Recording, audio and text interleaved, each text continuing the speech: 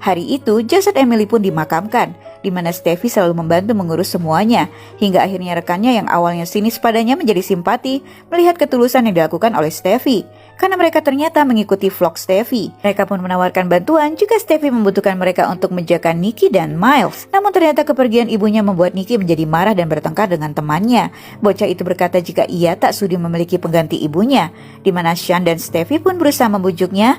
Lalu Steffi pun mengatakan jika ia sama sekali tak berniat untuk menggantikan posisi Emily ibunya. Ia pun mencoba mengajak bocah polos itu untuk bicara. What do you know? You're a good kid. So let's just sit here and not talk. Saat malam, ia pun menidurkan Miles dan Nikki seperti biasa, lalu menemui Sean yang tampak sedih karena kematian istrinya. Steffi pun memeluknya, namun ternyata keduanya tak dapat membendung rasa yang muncul karena kedekatan mereka, dan akhirnya berakhir di sana. Keesokan harinya, Steffi pun memeriksa ruangan milik Emily, di mana ia tertarik pada salah satu gaun itu dan mencobanya. Namun tiba-tiba bel pintu berbunyi yang ternyata itu adalah sang detektif. Steffi pun buru-buru ingin melepaskan gaun itu, namun ia kesulitan, yang akhirnya ia pun bergegas turun ke bawah dan menemui sang detektif. Ternyata detektif itu memang ingin bicara dengannya, lalu menyebutkan jika penyebab kematian Emily adalah karena kerusakan hati yang parah karena penggunaan alkohol yang berlebihan. Lalu bertanya apakah Emily pengguna narkoboy. Yang dijawab Steffi jika Emily sangat suka minum, namun sama sekali ia tak mengetahui jika Emily juga menggunakan narkoboy.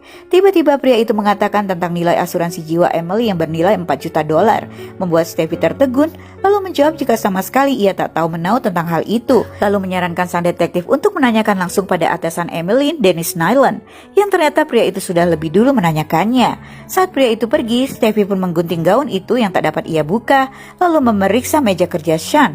Ia pun menemukan sebuah amplop yang berasal dari perusahaan asuransi jiwa dan pergi menemui Sean.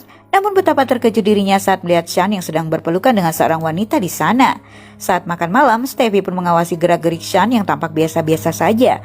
Tiba-tiba Nikki berkata jika ia melihat sosok ibunya tadi siang, membuat Steffi dan Sean tertegun.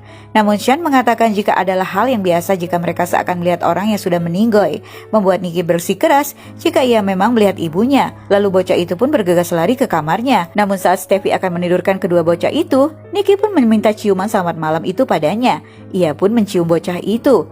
Namun tiba-tiba matanya tertegun demi melihat gelang pemberiannya untuk Emily tiba-tiba berada di atas bufet itu dan mengambilnya. Lalu apa yang akan terjadi selanjutnya, guys?